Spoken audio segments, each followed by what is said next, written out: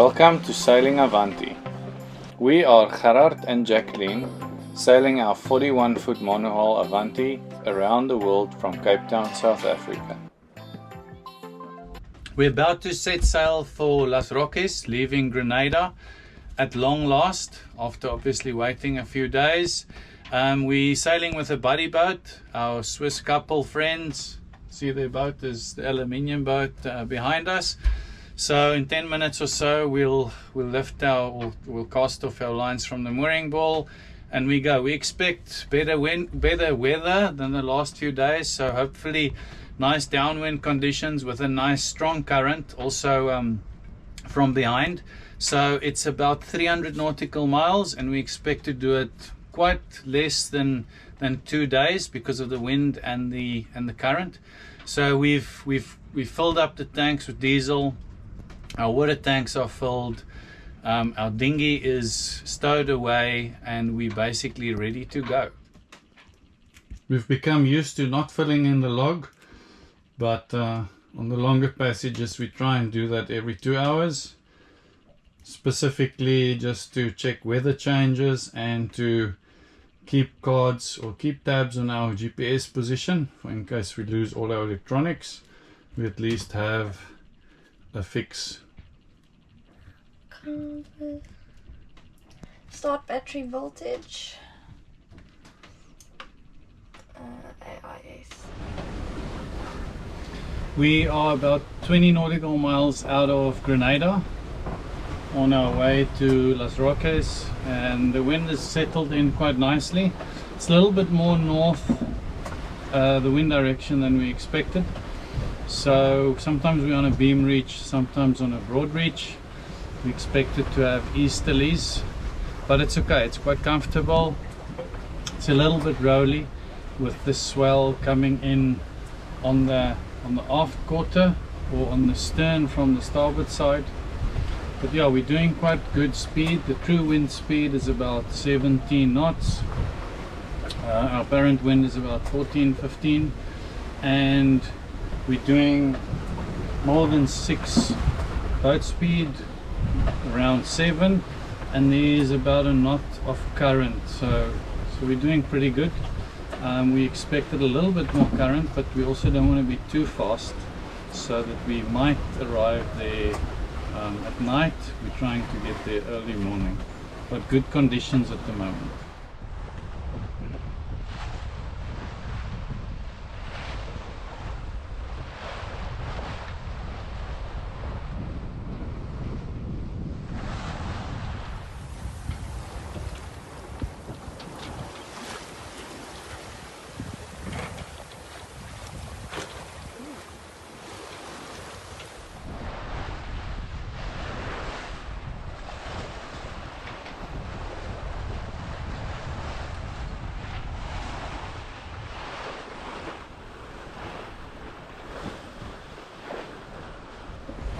Because we expected to sail a little bit more downwind, we preset our Jenica or the Genoa pole so that we're ready to go wing on wing.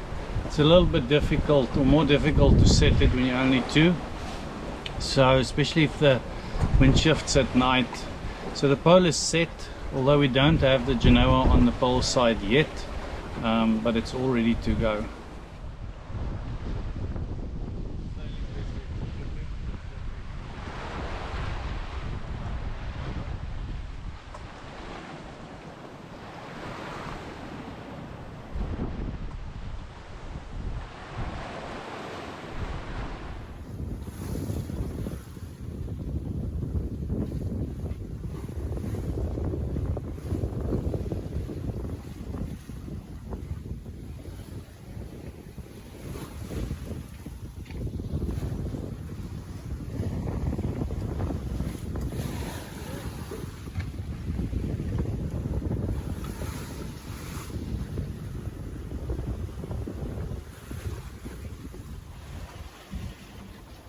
Setting in for night watches. It's just after sunset and it's just too hot to sleep downstairs. I'm not going to be able to keep my eyes closed.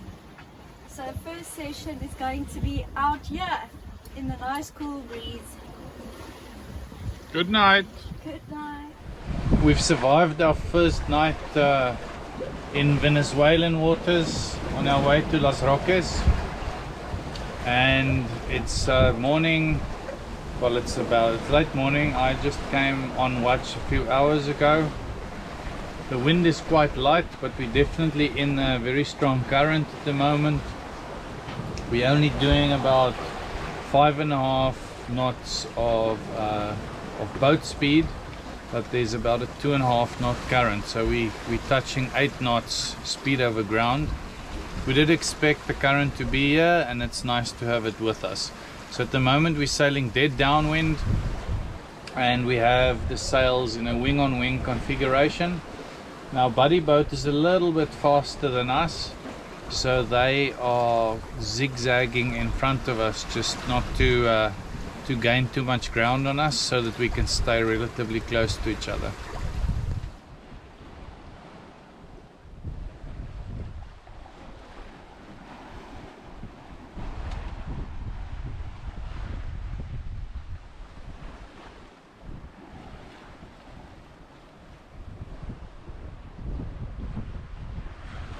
We're really trying hard today to catch a fish or two, but we just haven't had any luck.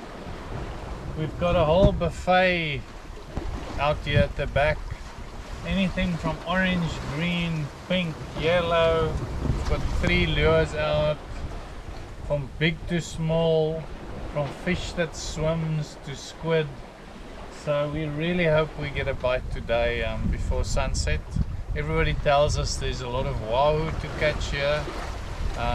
So yeah, hopefully we get one, but no luck thus far. Even our buddy boat, they also have a lure out. There's no more seagrass here, just no fish.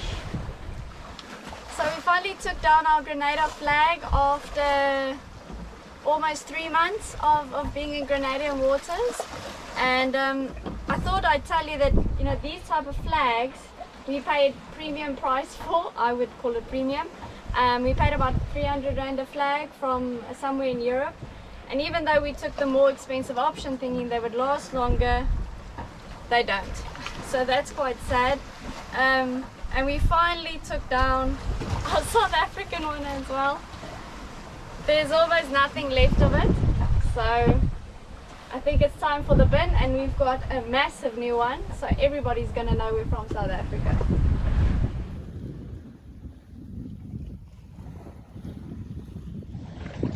We're almost at Los Roques. I'm probably pronouncing it terribly. These set of islands is actually part of Venezuela, and although Venezuelan waters is not suggested to sail at the moment, we've decided we're from Africa, how bad can it be? So we're here, we're very excited. Khaled and I have been dreaming of this place since we started planning this trip. So we just decided we're definitely stopping here. It's most definitely one of the more expensive places we're going to clear in. We'll give you a breakdown of the prices later.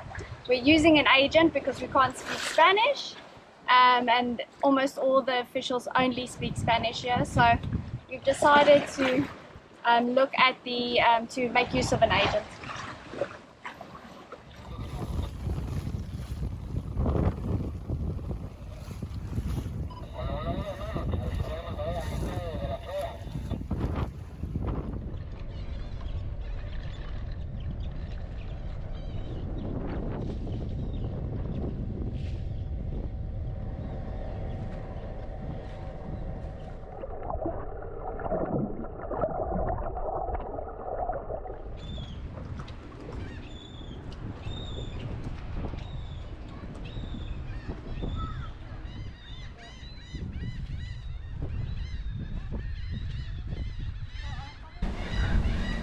So we did clear into Las Roques, but it was quite a mission. That's why we did use an agent. But first you have to go to the health office that kind of organizes a COVID test. Then they take you to the airport where you do a COVID test, and it's the first time we got a COVID test with actually they take some blood. We've never seen that before. It's always something down your throat. So you obviously pay a fee for the COVID test. Then from the COVID test, you go to the harbor master. Everybody's quite friendly, but they just speak Spanish, only Spanish. So our agent is English, and our Swiss boat friends can also speak a little bit Spanish, Ramon. So from the harbor master, you also pay a little fee. From there, you go to the people that basically run the national parks, because it is the national park. There you pay a fee for basically being able to anchor here and to explore. So it's like a permit for the national park, or a cruising permit. From there, you go to immigration. Coast Guard. We first went to the Coast Guard. Sorry, it's a big process. So from the national parks, you go to the Coast Guard. I can't even remember what you do there, but you have to do something there. And then from the Coast Guard, you go to the immigration, and that's where you get your passport stamped, and that's the last step. So lots of walking. There's absolutely no cars on the island, so all walking and quite hot. Took us about 4 hours, but in the end with the agent, I think it was worthwhile. It made it really go very smooth, and he gave us a lot of information on where we can go with the boats and where not to go and what to do. So yeah, all good. We're in Las Roques legally.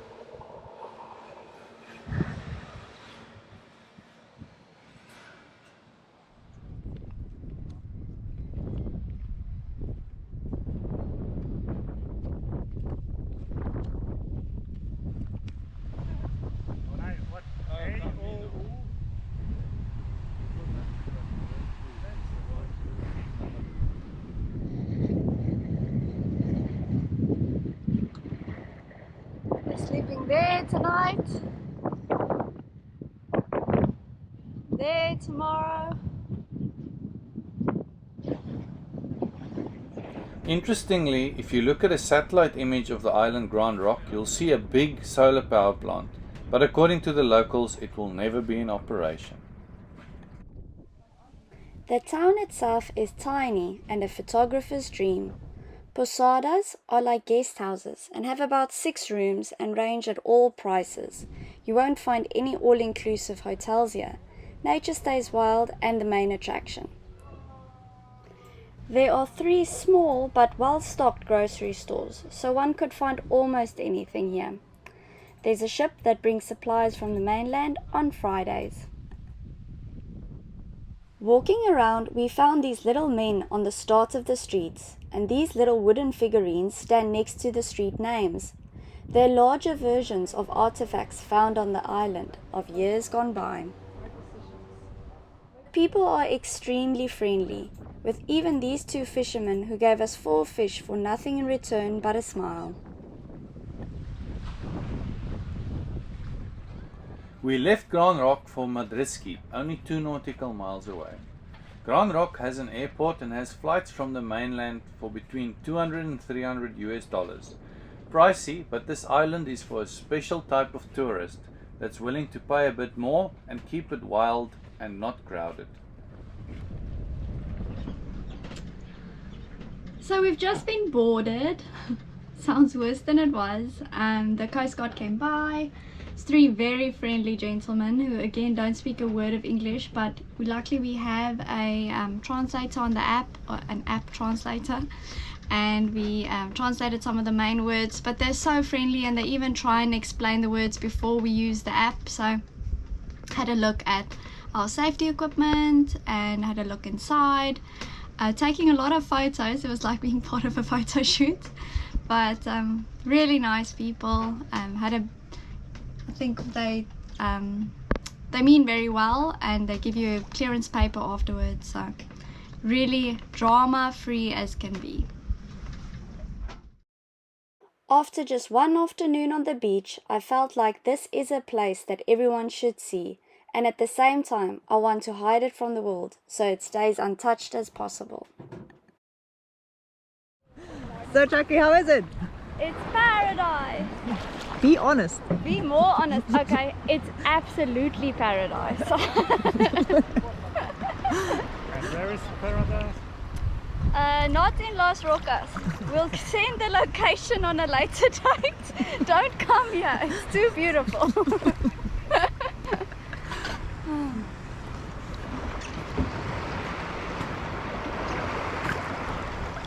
Madriski was the busiest anchorage, but still only had 7 boats.